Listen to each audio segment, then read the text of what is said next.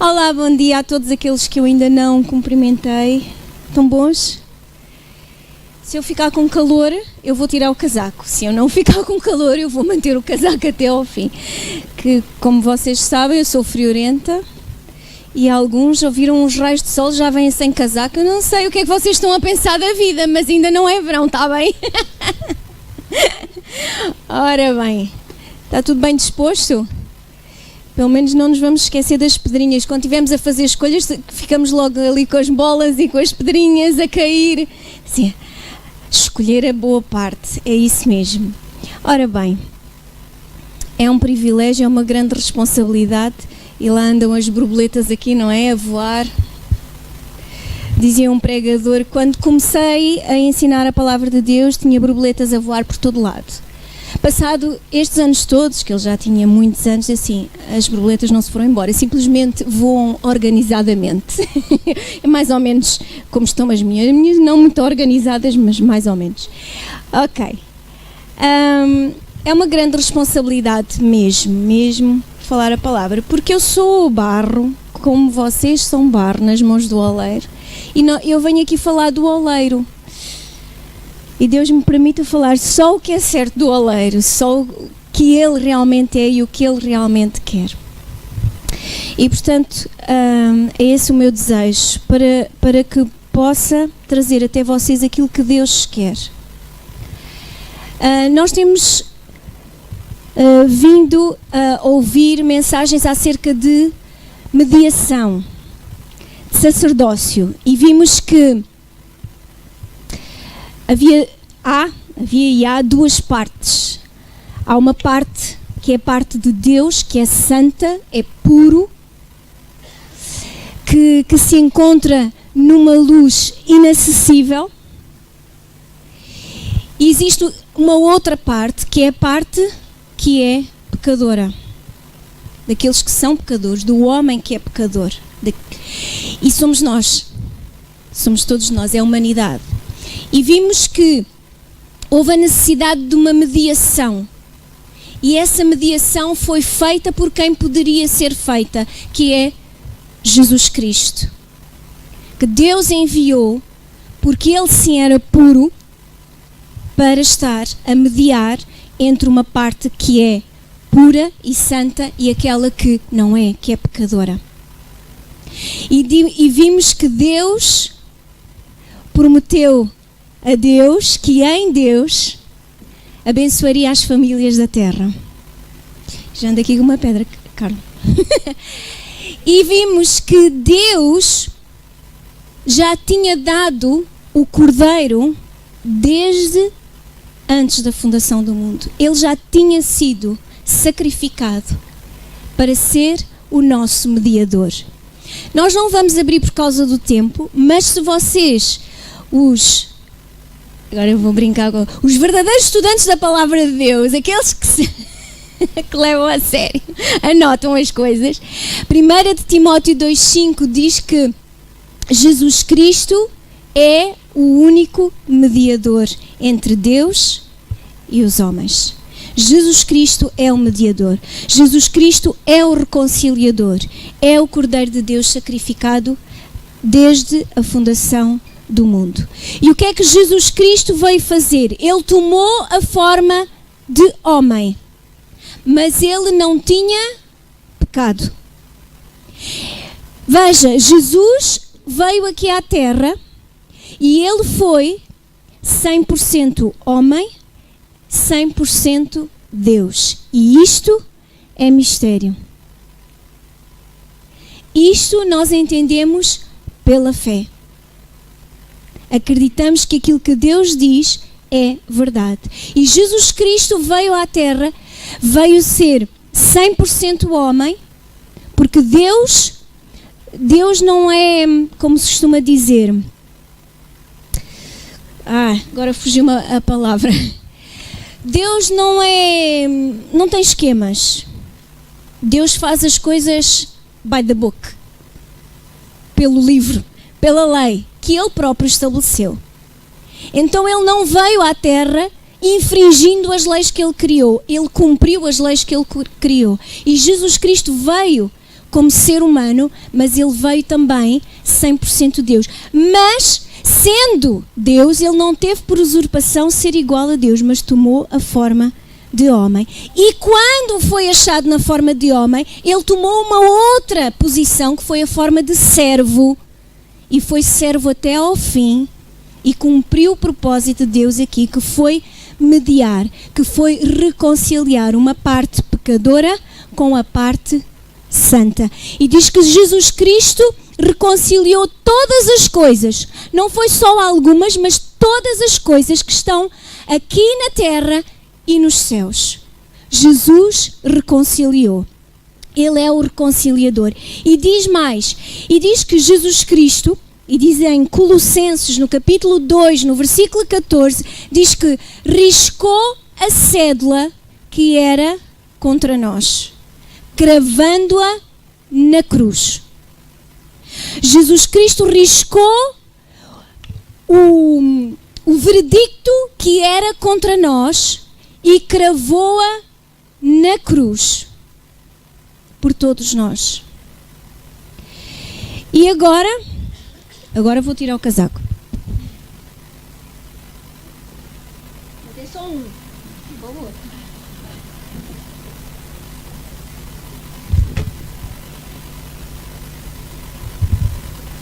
Jesus tomou o nosso lugar naquela cruz.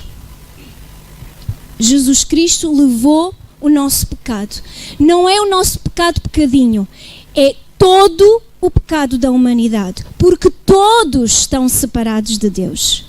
Ninguém ficou de fora. Quando Jesus morreu na cruz, ele morreu por todos. Então significa que também morreu por si e por mim. E o mais engraçado, que Jesus tomou o nosso lugar e é como se nós tivéssemos ido também àquela cruz. Assim como hoje em Jesus Cristo nós estamos sentados à direita de Deus Pai, apesar de fisicamente no momento não estarmos, fisicamente não fomos à cruz, mas Jesus tomou o nosso lugar, por isso é como se nós tivéssemos ido à cruz também. E é isso que nós vamos ver hoje na palavra de Deus. E isto é importante nós sabermos. Eu quero ler aquilo que eu escrevi assim: quando cremos na mediação que Deus fez através de Jesus Cristo, nós morremos com Cristo. Quando nós cremos na mediação que Deus fez através de Jesus Cristo, nós morremos com Cristo. E a pergunta é importante eu saber isto? Porquê? Porquê é que é importante eu saber que quando Cristo foi à cruz, eu também fui à cruz? Não fisicamente, mas porque Ele estava lá no meu lugar. Porque há algo muito importante que acontece quando alguém morre. E quando alguém morre, toda a acusação que havia contra essa pessoa cessa. Vamos pensar nisto? Jesus tomou o meu lugar. Quando Jesus foi à cruz, nós vamos ver isso na palavra de Deus, em Romanos 6. Quando Jesus foi à cruz, eu estava lá com Ele, porque quando eu creio que Ele tomou o meu lugar, Jesus está lá no meu lugar. É como se eu estivesse lá. E isso é importante ter acontecido porque quando alguém morre, toda a acusação que há contra essa pessoa acabou. Porque o que é que você pode fazer a um morto? Prendê-lo para a vida toda? O que é que você pode fazer que possa fazer sofrer aquele que já morreu? Nada. Nem o pior dos criminosos, quando ele morrer, não há nada que se possa sentenciar que possa ter efeito naquela pessoa, porque já não sente nada, porque já não está lá para viver nada. Está morto, não vive. Por isso é que hoje esta mensagem diz assim: se ainda não morreste, ainda não vives. Se ainda não morreste, ainda não vives, porque é necessário morrer com Cristo para podermos viver uma vida com Deus. E foi isso que Jesus veio fazer. Veio nos levar à morte para podermos viver. Romanos 6, vamos abrir, que eu disse está na Bíblia, está na Bíblia, está na Bíblia, está na Bíblia, Romanos 6.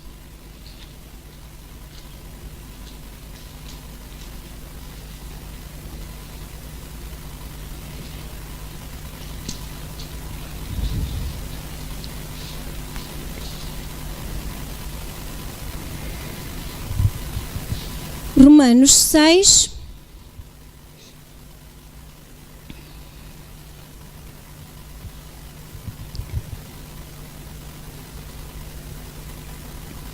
o versículo 3 diz exatamente isso, diz assim: ou não sabeis que todos quantos fomos batizados em Jesus Cristo, fomos batizados na sua morte. Versículo 4, de sorte que fomos sepultados com ele pelo batismo na morte, para que como Cristo ressuscitou dos mortos pela glória do Pai, assim andemos nós também em novidade de vida. Porque se fomos plantados juntamente com ele, na semelhança da sua morte, também o seremos na da sua ressurreição. Sabendo isto, que o nosso homem velho foi com ele crucificado, para que o corpo do pecado seja desfeito, para que não sirvamos mais ao pecado. Agora o versículo 7 diz assim: porque aquele que está morto está justificado do pecado. Não há nada que se possa fazer a um morto. Não há nada que se possa acusar um morto. Mas por outro lado, veja, um morto também não tem preocupações. Um morto, quem é que já foi a um funeral? Infelizmente. Alguns, infelizmente, outros, infelizmente, para nós que ficamos vivos, felizmente para quem morreu, porque morreu no Senhor e está melhor. Mas, nós vamos lá, olhamos, aqueles que têm coragem de olhar para o morto, já experimentou elogiar o morto? Ai, és tão bom. Ai, fizeste tanta coisa boa. Qual é a reação do morto? Não tem reação. Não, mas se nós fizermos assim, grandíssimo, não tens vergonha na cara, olha as dívidas que tu deixaste, e agora o que é que a gente vai fazer? Não há reação. Está morto. Mas eu vou-te mandar prender. Não há reação. Está morto. Não há acusação contra aquele que está morto. Então é isso que este versículo está a dizer. Porque aquele que está morto está justificado do pecado. Se eu creio em Jesus Cristo como o meu mediador, entre mim e Deus está Jesus Cristo, eu estou justificada do meu pecado. Eu estou morta para o pecado. Por isso é que já não há acusação para mim.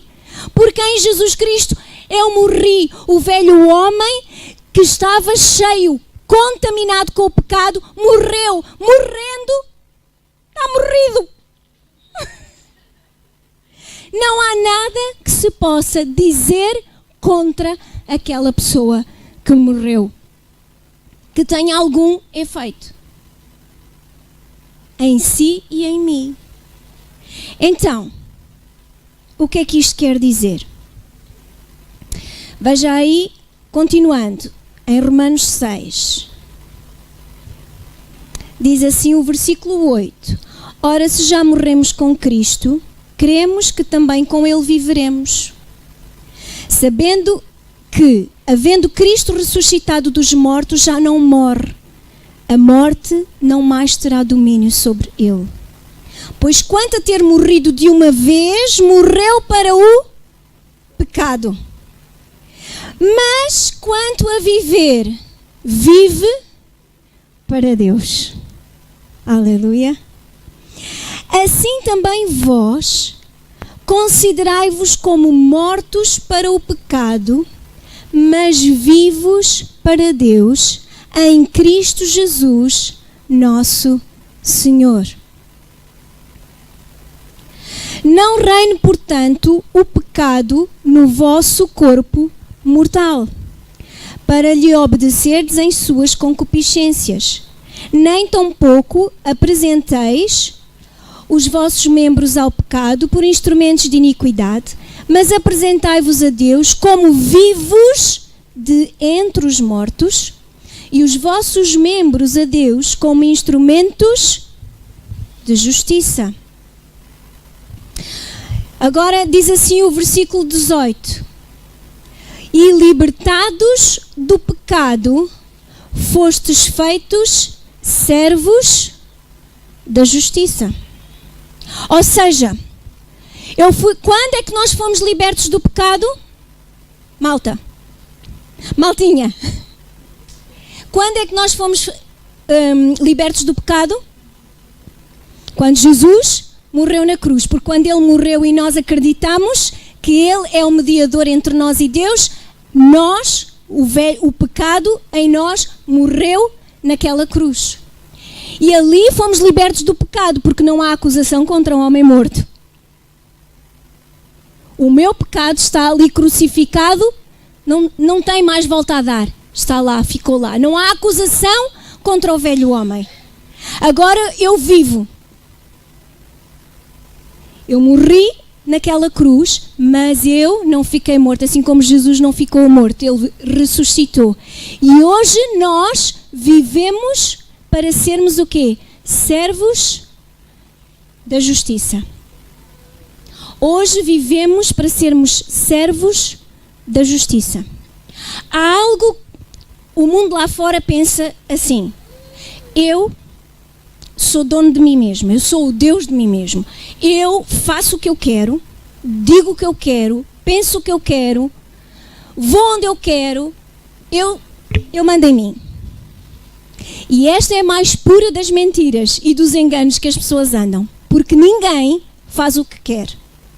Ninguém anda por onde quer. Não acontecem as coisas que as pessoas querem, porque ninguém quer morrer.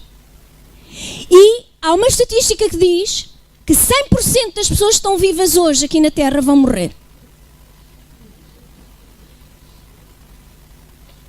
E ninguém quer morrer. Por isso andamos todos a fazer para não morrer, pelo menos tão cedo.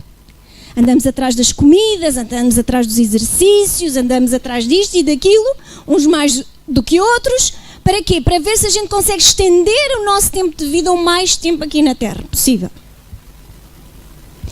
A verdade é esta, é que nós não mandamos em nada. E nós só podemos servir a dois senhores. E um dos senhores é com letra minúscula, passo aqui a explicar. Porque um realmente é Satanás. Um é o diabo, o pecado, que só terá domínio durante esta terra. E o outro é o Senhor absoluto, que é Deus. Nós só podemos servir ao pecado ou a Deus. Nós só servimos ao pecado ou a Deus, porque ou estamos a servir um ou estamos a servir o outro. Esta é a nossa realidade. E o que é que a Bíblia diz? A Bíblia diz-nos que se nós fomos libertados do pecado, fomos feitos servos da justiça. Eu dizia, até eu não mando nada. Não. Mas ser servo da justiça é algo impensavelmente melhor do que alguma vez nós podíamos ter na nossa cabeça de acharmos que podíamos fazer alguma coisa por nós próprios. É muito melhor, porque Deus nos faz servos da justiça, instrumentos da sua justiça aqui nesta terra. Então, o que é que acontece? Você deixa aí uma marca em Romanos e vamos até 1 aos Coríntios, no capítulo 1, é só umas páginazinhas ali à frente. 1 aos Coríntios, capítulo 1, versículo 30. Portanto, lemos ali atrás em Romanos 6, 18, que libertados do pecado fomos feitos servos da justiça. Mas atenção, Não somos feitos servos da justiça porque nós agora somos muito bons. E já não pensamos nada de errado, não pensamos nada de mal, somos assim de repente, puf, lindos, perfeitos, maravilhosos. Somos, mas é como os filhos aos olhos dos pais, que são sempre bons, maravilhosos e perfeitos e lindinhos e não há ninguém melhor nem mais bonito. Mas a verdade é que todos nós sabemos que não é verdade. Os nossos filhos têm defeitos, têm manias, têm coisas que fazem mal e que têm coisas que precisam de mudar. Não é verdade? Então, quando Deus diz que nos fez libertados do pecado, fez-nos servos da justiça, não foi pelos nossos lindos olhos, apesar de que alguns têm uns olhos mais bonitos do que os outros. Mas, porquê? É Cristo em nós. Cristo em nós é a esperança da glória. 1 aos Coríntios, capítulo 1, versículo 27, a partir daí diz assim: Mas Deus escolheu as coisas loucas deste mundo para confundir as sábias. E Deus escolheu as coisas fracas deste mundo para confundir as fortes. E Deus escolheu as coisas vis deste mundo e as desprezíveis e as que não são para aniquilar as que são, para que nenhuma carne se glorie perante Ele. Mas vós sois dele, em Jesus Cristo, o qual para nós foi feito por Deus sabedoria e justiça e santificação e redenção, para que, como está escrito, aquele que se gloria, glorie-se no Senhor. Então, amados irmãos, só este versículo 30 dá cabo da cabeça. Deu-me cabo da cabeça a semana toda. Porque eu olhava para este versículo e olhava para mim. Olhava para este versículo e olhava para mim. E eu dizia: preciso mais de Deus em mim. Preciso mais de Deus em mim. Porque ele diz assim: mas vós sois dele. Que ninguém vos arrebate da mão dele, que ele não deixa. Aqueles que foram dados a ele, ninguém arrebatará da mão dele. Vós sois dele, não são de mais ninguém. Você e eu, nós não somos mais ninguém. Nós não pertencemos mais às trevas, nós não pertencemos mais ao pecado, nós não pertencemos mais a Satanás, nós não pertencemos a mais ninguém, a não ser a Deus. Nós somos dele e ninguém nos arrebata da sua mão. Vós sois dele em Jesus Cristo. Se nós cremos que Jesus é o nosso mediador, somos dele.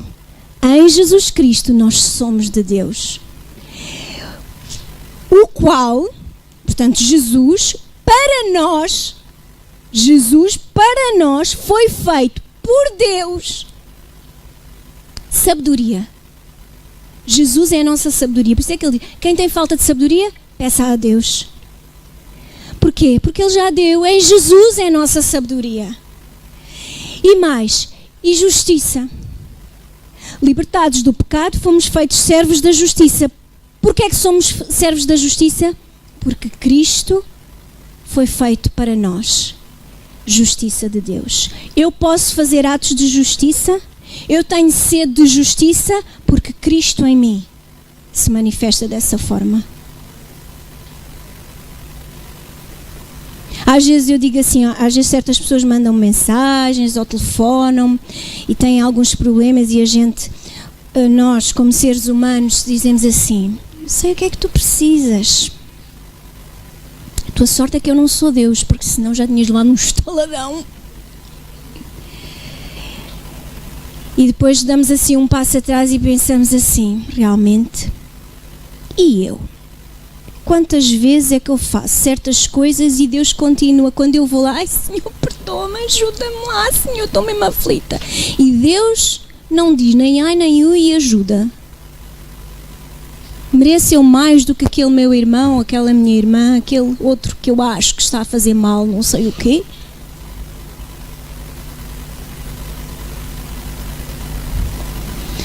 Cristo foi feito para mim, por Deus, justiça e santificação e redenção.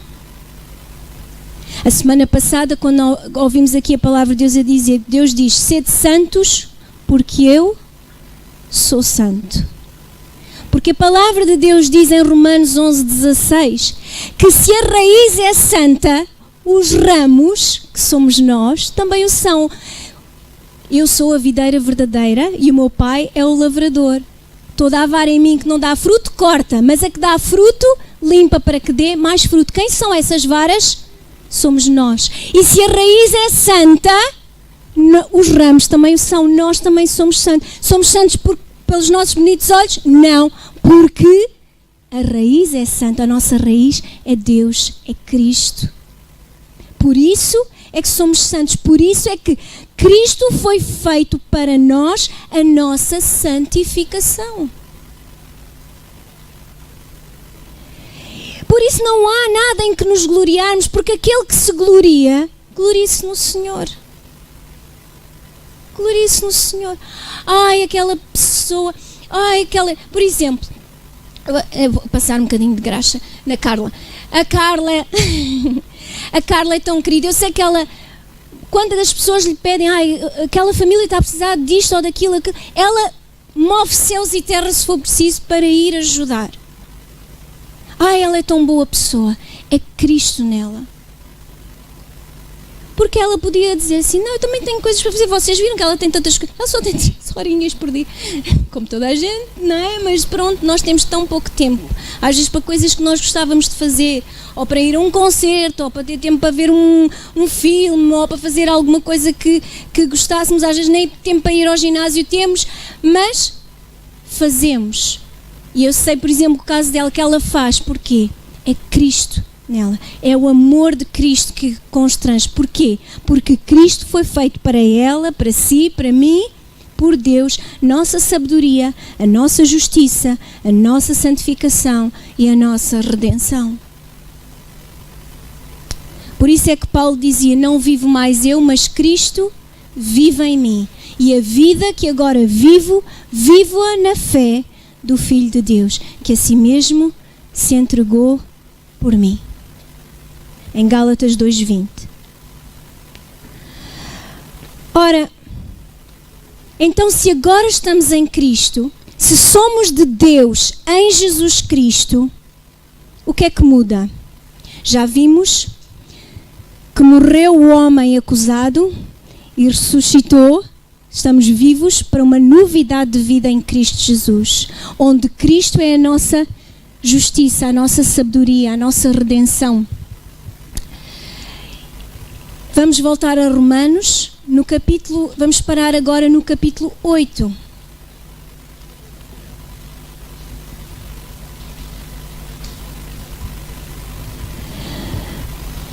No capítulo 8, versículo 1 e 2, diz assim: portanto,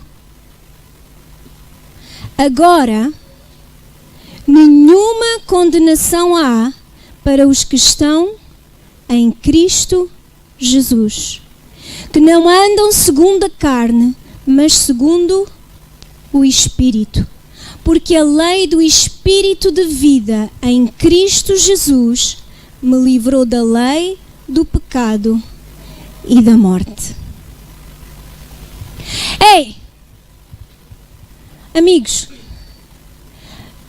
se nós cremos em Jesus Cristo como nosso mediador, se é Ele que fez a união das partes do santo com os pecadores, então nenhuma condenação há para aqueles que estão em Cristo Jesus.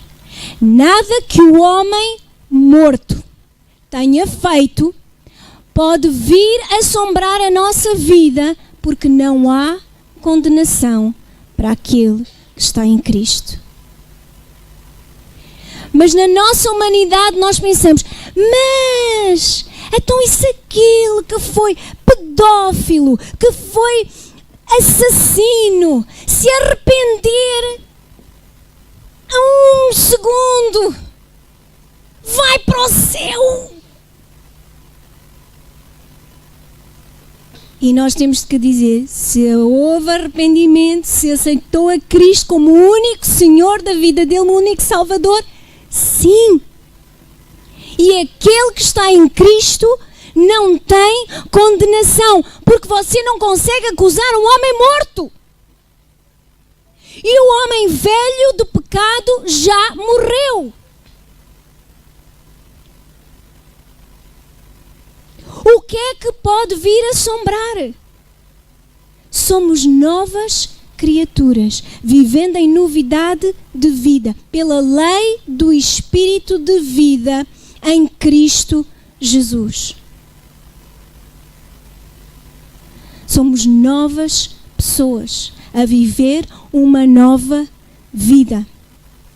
E que tipo de vida é esta? Vocês anotam aí nos vossos apontamentos, Gálatas 5:22.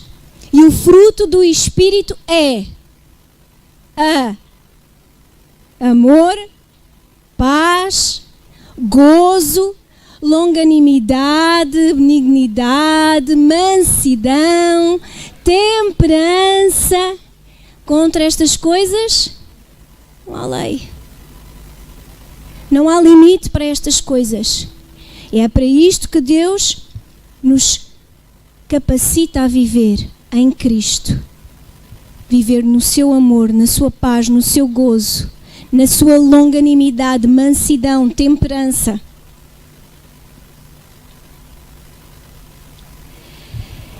E agora eu gostava de dizer algo, já para terminar. Abrindo a palavra de Deus em João, no capítulo 17. Abra lá em João 17 e depois eu falo com vocês.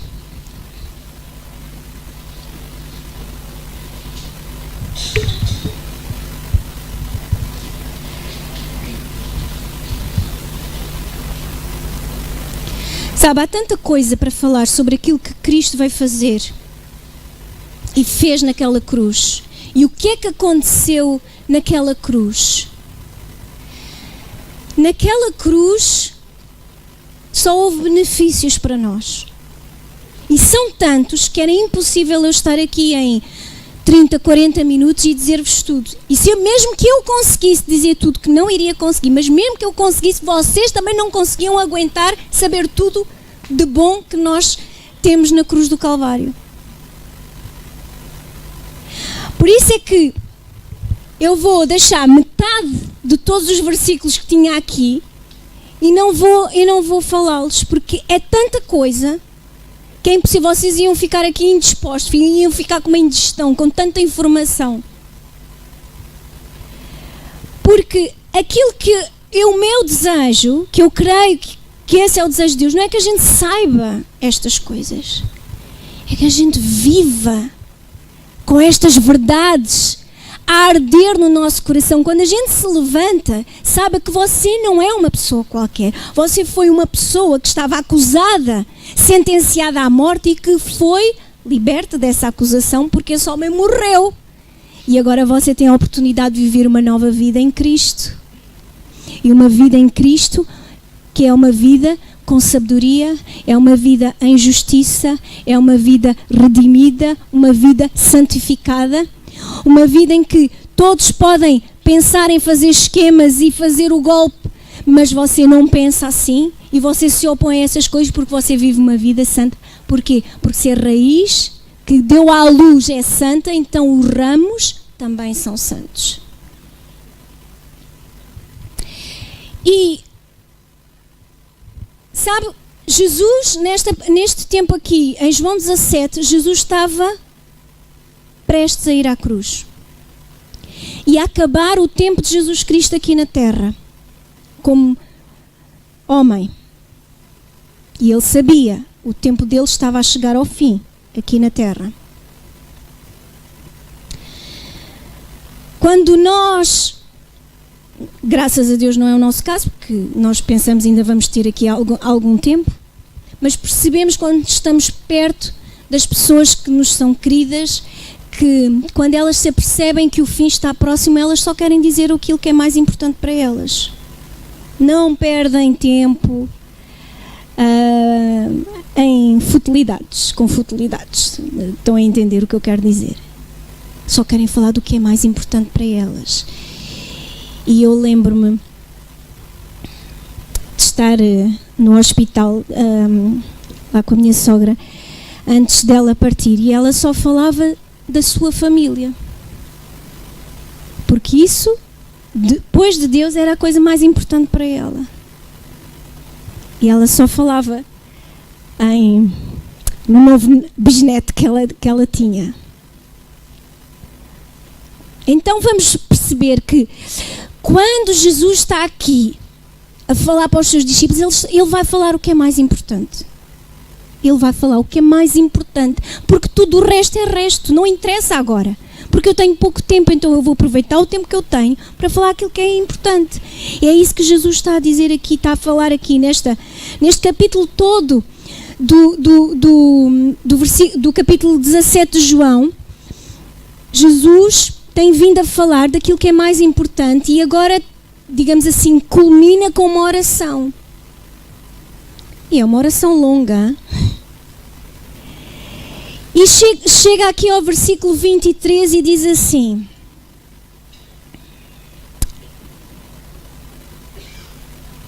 eu neles, ou seja, ele estava a dizer, eu, Jesus Cristo, nos meus discípulos, eu neles, e tu em mim, tu, Deus Pai, em mim, para que eles sejam perfeitos em unidade, e para que o mundo conheça que tu me enviaste a mim, e que os tens amado a eles como me tens amado a mim.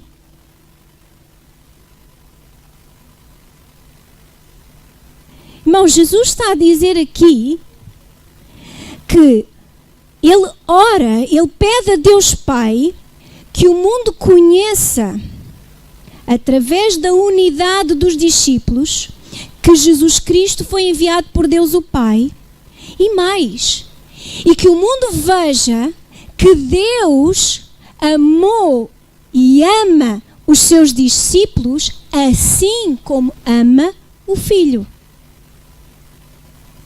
Eu creio que não há ninguém aqui que tenha dúvidas que Deus ama o Filho, que Deus, o Pai, ama Deus o Filho, Jesus Cristo.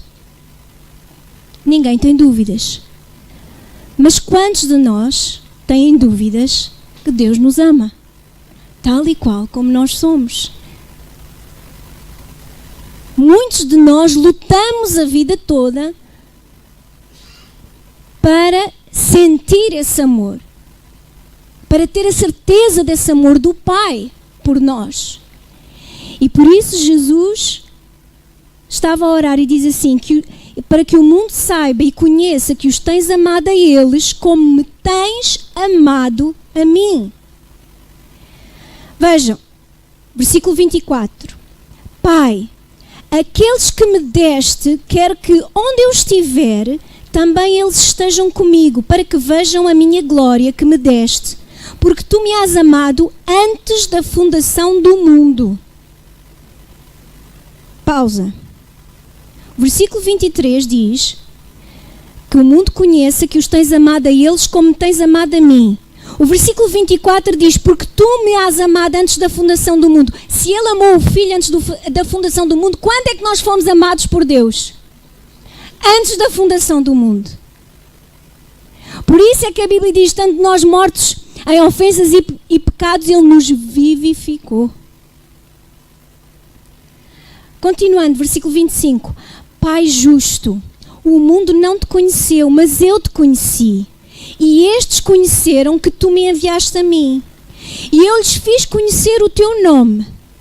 E lhe farei conhecer mais, para que o amor com que me tens amado esteja neles e eu neles esteja. Irmãos, até partilhava isto esta semana quando nós reunimos ontem para ensaiar. Dizia assim: eu lhes fiz conhecer o teu nome. O que é o nome do Senhor? O nome do Senhor não é o nome. Alguns dizem: ai, Deus só tem um nome, o nome é Jeová. O nome de Deus, o nome dele é Jeová, mas ele também é o Senhor Rafá, que é o Senhor que cura. O Senhor é a minha bandeira. O Senhor é salvação. O Senhor é a nossa justiça. O Senhor é a nossa paz. O Senhor é o Senhor dos exércitos. Ele é Pai. Ele é Senhor. Ele é Mestre. Ele é Consolador. Ele é Pai da eternidade. Ele é Deus forte. Ele tem tanto nome.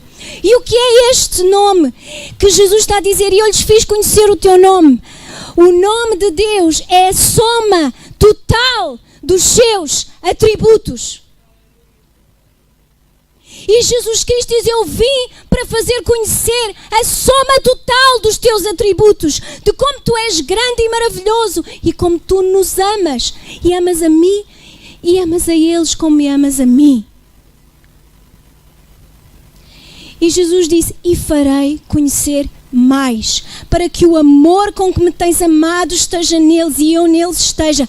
Porque é que nós somos deficientes no amor de Deus e às vezes pensamos: Deus não me ama. Se Deus me amasse, porque é que isto me está a acontecer? Porque é que as coisas estão assim? É simplesmente porque nós paramos de conhecer a Deus, porque Ele diz: eu farei conhecer mais, para que o amor que me tens amado a mim esteja neles.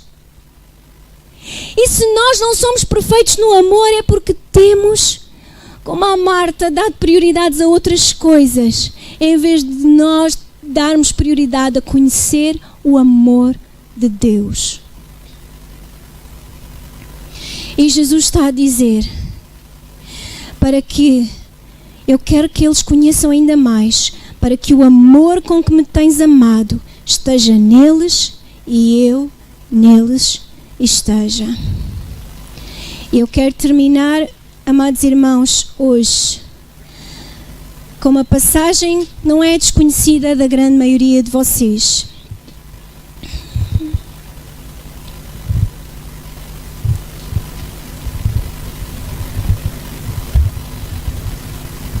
Que diz assim: que diremos, pois, a estas coisas?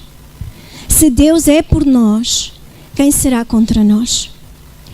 Aquele que nem mesmo a seu próprio Filho poupou, antes o entregou por todos nós, como nos não dará também com ele todas as coisas?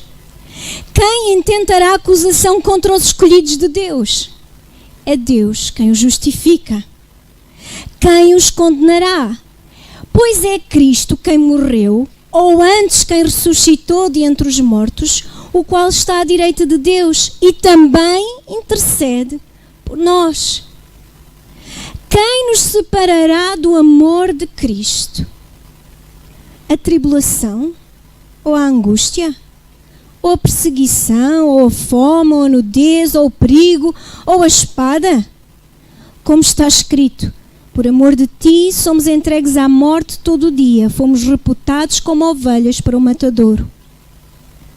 Mas em todas estas coisas somos mais do que vencedores por aquele que nos amou.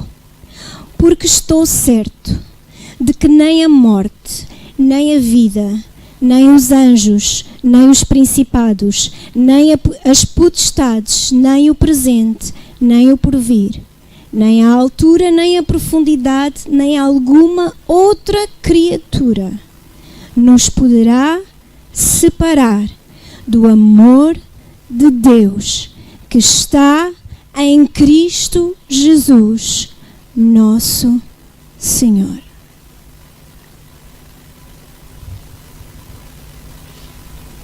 Eu escrevi isto está em Romanos 8, do versículo 31 ao 39. Eu gostava de ler isto foi revelação para mim nesta semana. Esta frase, queria ler para vocês.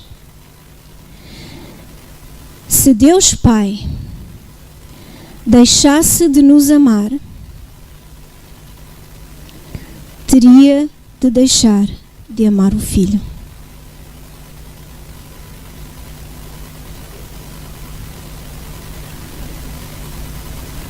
Se Deus Pai nos deixasse de amar, Ele teria de deixar de amar o Filho. E isto é uma impossibilidade, porque Deus é perfeito em amor. E Deus Pai ama Deus o Filho e o Espírito Santo. E o Filho ama o Pai e o Espírito Santo. E Deus do Espírito Santo ama o Pai e o Filho numa perfeita unidade. Os três são um só. E todo o amor do Pai foi canalizado para nós através do Filho. E há uma impossibilidade de Deus deixar de amar o Filho. É impossível Deus deixar de nos amar a nós. Por isso, próximo dia, amanhã, ou quando saírem daqui, cabeça levantada. Porque a pessoa mais importante do universo, primeiro, chama-nos de filho e filha. E nunca, nunca nos vai deixar de amar. Somos dele para sempre. Nada nos separará do seu amor. E esta é uma realidade da cruz de Cristo. Gostava que baixássemos a cabeça, por favor. É um momento solene. Não é triste, é solene. É importante. Quero falar para aqueles que estão aqui hoje e dizem: ai, eu não sei quem é que manda na minha vida, então. Não percebi tudo o que eu ouvi, mas eu quero esse amor. Eu quero esse amor incondicional, eu quero ser amada assim. E eu creio em Jesus. Então saiba que se crê em Jesus, é porque esse amor está direcionado a si hoje. Deus direcionou. Você não está aqui por acaso, não está a ouvir esta mensagem por acaso, porque Deus direcionou esta palavra hoje para si. É tal o amor do Pai que Ele trouxe-o a ouvir esta mensagem para que você saiba que é amado por Deus e Deus quer que viva em novidade de vida com Ele. Se você crê, diga: eu creio. Vamos dizer todos juntos esta oração. Pai, eu creio que Jesus Cristo é o meu mediador. Entre mim e entre ti está Jesus. Eu creio que em Jesus, o velho homem que eu sou morreu e em Jesus um novo homem ressuscitou. E agora eu sou filho de Deus, amado por ti. Obrigada pela minha salvação. Amém. Obrigada, meu Senhor, obrigada, meu Pai querido, Senhor, pelo teu amor que não falha. O teu amor não falhou. Tu colocaste em movimento o teu plano de trazer redenção à humanidade através do teu Filho, Jesus Cristo. E confiantes neste amor, Senhor, nós nos posicionamos hoje para viver em novidade de vida. Para sermos, Senhor, luz neste mundo. Para sermos como o Filho é. Para sermos, Senhor, a Tua justiça, a Tua sabedoria, a Tua santificação e a Tua redenção aqui nesta terra, Senhor, para todo aquele que quiser ouvir e crer na palavra da pregação. Pai Santo, eu oro, conforme a Tua palavra nos ensina a orar. Eu faço esta oração por todos os meus irmãos nesta manhã. Senhor, abençoa e guarda os meus irmãos. Senhor, faz resplandecer o Teu rosto sobre cada um de nós e tem misericórdia de nós. Senhor, sobre nós levanta o Teu rosto e dá-nos a paz. Que sejam abençoados os Teus filhos assim nesta manhã, em nome do Senhor Jesus. Amém.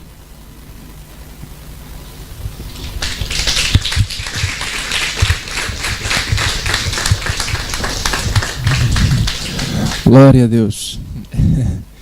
Irmãos, a religião castra estas informações.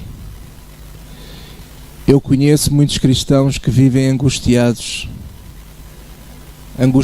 porque pensam que estão mal diante de Deus, porque falharam aqui, falharam lá. Será que Deus me ama? Será que Deus me perdoou?